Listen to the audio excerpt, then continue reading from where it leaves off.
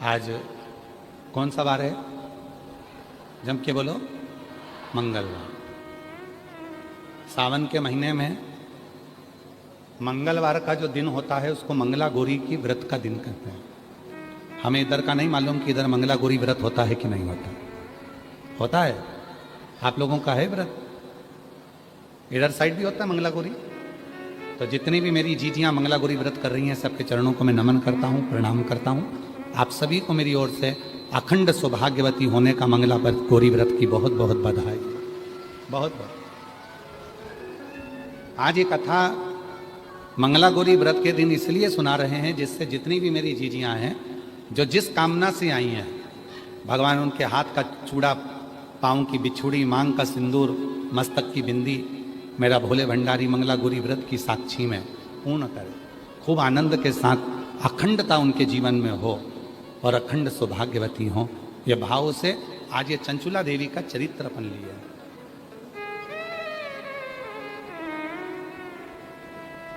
कौन? अच्छा ठीक है।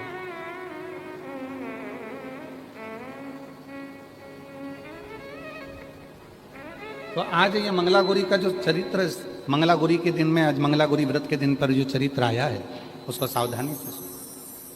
चंचुला देवी कहती है मैं ब्राह्मण की पत्नी हूं और बिंदुक मेरा पति है। बहुत अच्छा था मेरा पति, भगवत भजन भी करता था, कीर्तन भी करता था, मंत्र जाप भी करता था, नाम जाप भी करता था, भगवत भक्ति में डूबा रहता था। पर उसकी जिंदगी में कुछ ऐसे मित्र आ गए जिन मित्रों ने मेरे पति की दशा को बदल दी और दशा बदली तो वो दुर्दशा में पहुंच गया, दुर्दशा में हो गया। व्यसन वो करने लगा, मदिरापान वो करने लगा, जुआ वो खेलने लगा, मंदिर जाना बंद कर दिया, देवस्थान जाना बंद कर दिया, संकीर्तन करना बंद कर दिया, सत्संग करना बंद कर दिया, मंत्र जाप से परे हो गया, दूर। आखिरी में पैसे की भूख इतनी बढ़ गई, धन की भूख इतनी बढ़ गई कि मेरा पति चोरी करने लगा और चोरी का धन लेकर जा रहा था और वो चोरी के धन को दीवार पर चढ़कर चोरी के धन को लेकर जा रहा था। उसको नहीं मालूम था कि साइड में कुआं है, उस कुएं के जल में मेरा पति गिर गया और गिरते ही मेरे पति के प्राण वो प्रेत योनि में चला गया। जीजियों,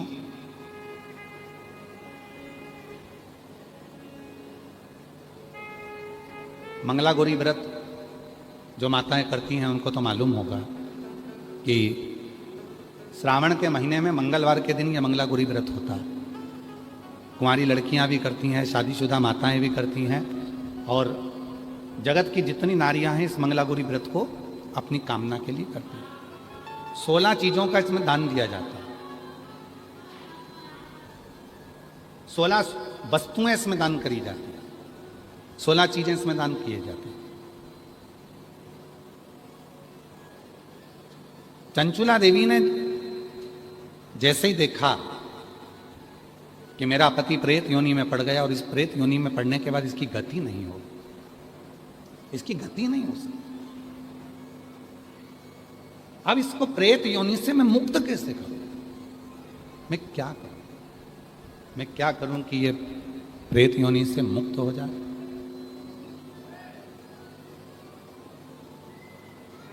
मैं ऐसा कुछ कर दूं जिससे ये प्रेत योनि से छूट जाए, तो करूं क्या? गई, एक ब्राह्मण देवता के पास पहुंची और वहां जाकर उसने उनसे निवेदन करा।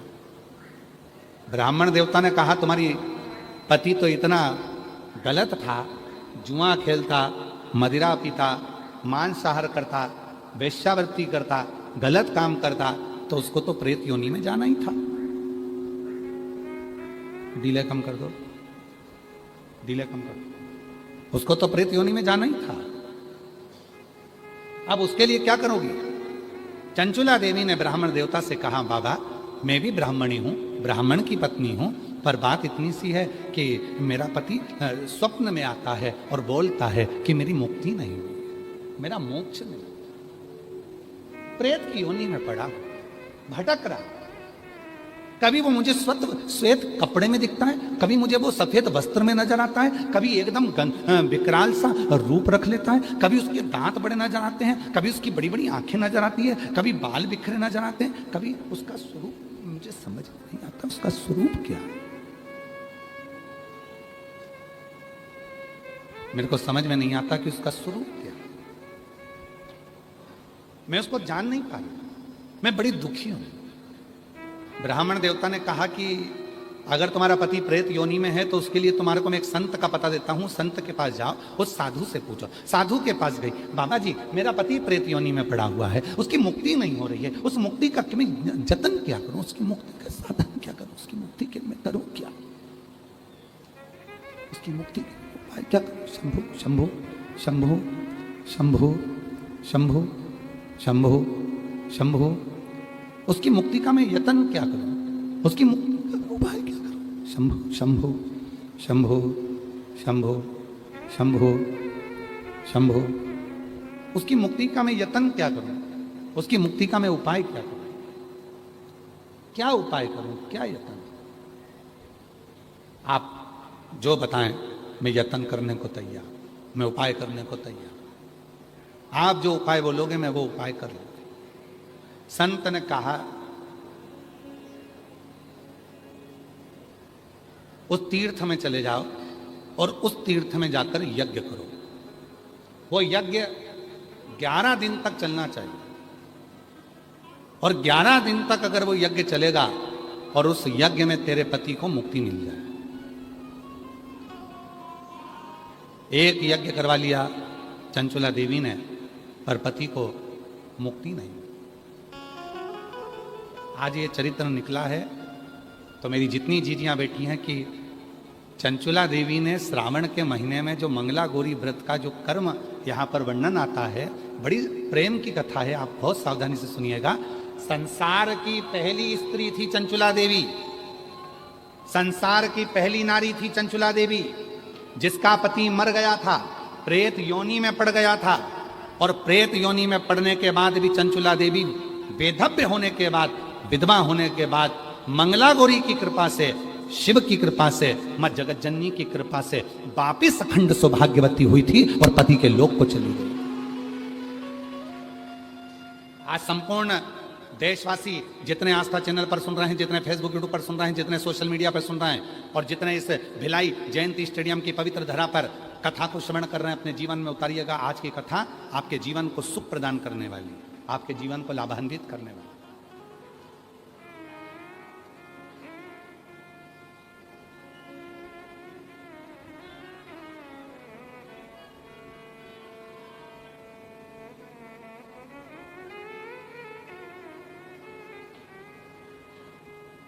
गई चंचुला देवी तीर्थ में जाकर उसने यज्ञ करवाया, पर उस यज्ञ से उसके पति को मुक्ति नहीं।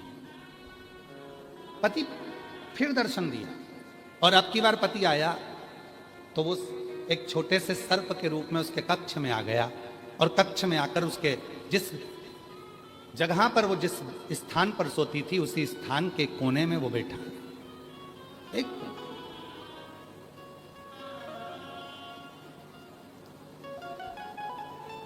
फिर उसको आवाज आई, मेरी मुक्ति नहीं,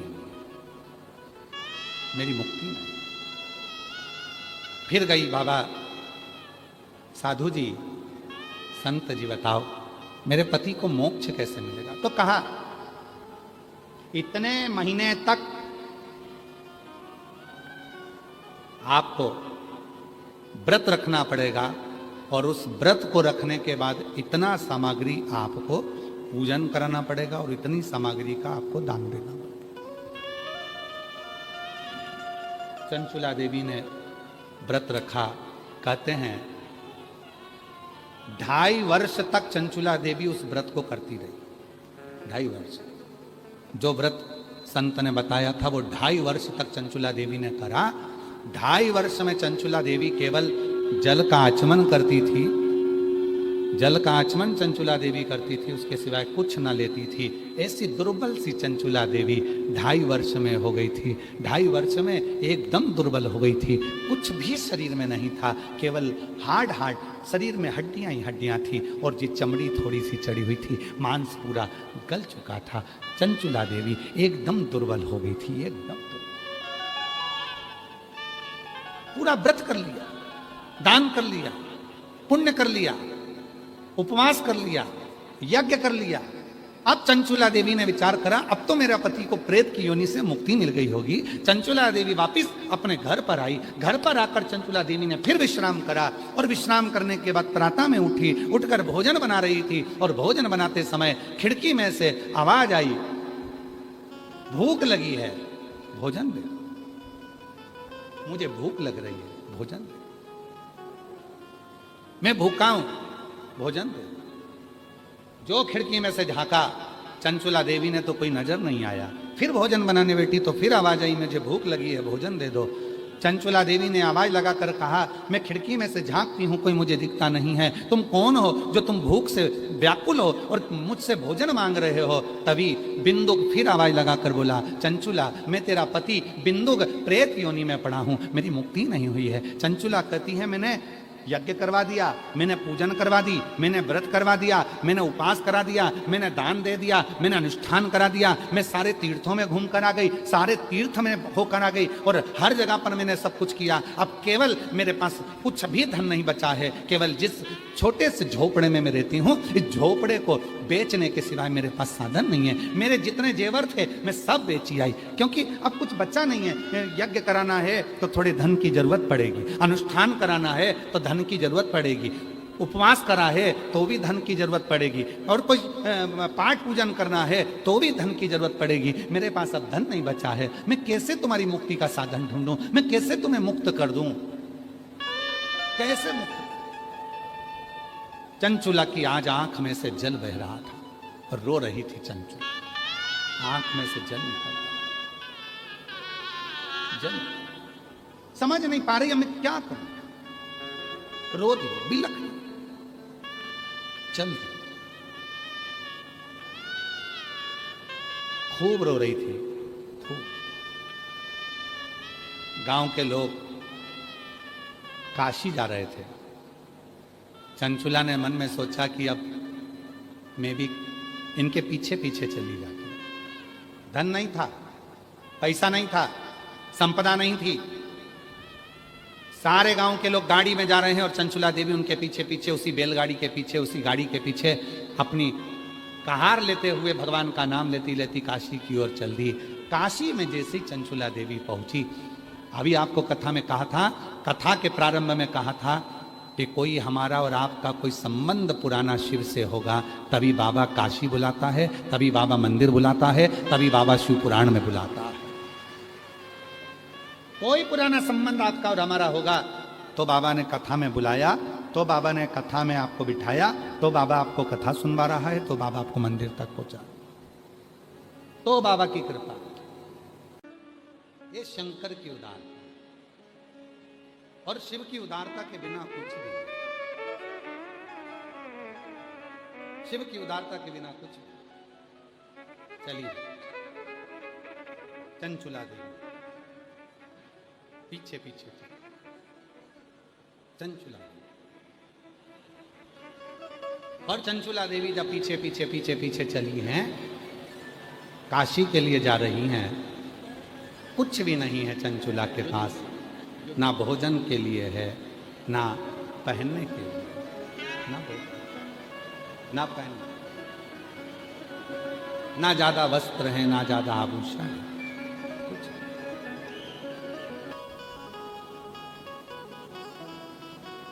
तो काशी के गंगा के घाट पर मां गंगा की शरणागति में 2 क्षण यदि आप बैठे हो, क्यों? क्योंकि काशी की गंगा एक ऐसी गंगा मां है जो पुनः भोलेनाथ जी के चरण छूकर वापस लौट कर चली गई, पुनः चरण छूकर वापस लौट कर काशी की गंगा पुनः चरण छूकर वापस लौट कर चली गई काशी की। वहां जब जाओ 2 क्षण माँ गंगा के तट पर 2 क्षण, तो वो गंगा जी के घाट पर जब आप बैठते हैं तो आपको एक ऊर्जा माँ गंगा अपने आप प्रदान करती है। आप सबको मालूम होगा कि हरिद्वार से गंगा जी का जल लाया जाता है, प्रयाग से गंगा जी का जल लाया जाता है, ऋषिकेश से गंगा जी का जल लाया जाता है, गंगोत्री से गंगा जी का जल लाया जाता है, गंगा सागर से भी गंगा का जल लाया जाता है। पर केवल गंगा जल एक जगह से नहीं लाया जाता, वो काशी से नहीं लाया जाता। काशी से गंगा का जल लेकर नहीं आता। क्यों? क्योंकि वो अविमुक्त ईश्वर मेरे बाबा विश्वनाथ की धरा है, अविमुक्त नहीं। वहां लोग मोक्ष के लिए जाते हैं, मुक्ति के लिए। चंचुला देवी भी काशी के गंगा जी के घाट पर पहुंच गए, और काशी के गंगा जी के घाट पर चंचुला देवी पहुंची, और मां चंचुला देवी घाट पर बैठकर रो रही है, आंख से आंसू निकल रहे, नयन से चल रहे, आंख से आंसू। रोज आती, रोज बैठती, रोज रोती। और रोना किस बात का आ रहा था कि मैंने यज्ञ करा, मैंने अनुष्ठान करा, मैंने तप करा, मैंने साधना करी, मैंने व्रत करा, मैंने पुण्य करा, मैंने दुनिया भर की पूजन करी, मैंने दुनिया भर का काम किया, पर मेरे पति को प्रेत की योनि से मुक्ति क्यों नहीं मिली? जो बोला मैंने वो करा, पर मेरे पति को मुक्ति नहीं मिली। प्रेत योनि से वो छूट नहीं था, प्रेत योनि से वो मुक्त नहीं। क्या करूं? तब चंचुला निकल कर जा रही थी, और एक संत मां गंगा का एक लोटा जल भरकर रोज स्नान कर कर जाते थे, चंचुला को रोता हुआ देखते थे।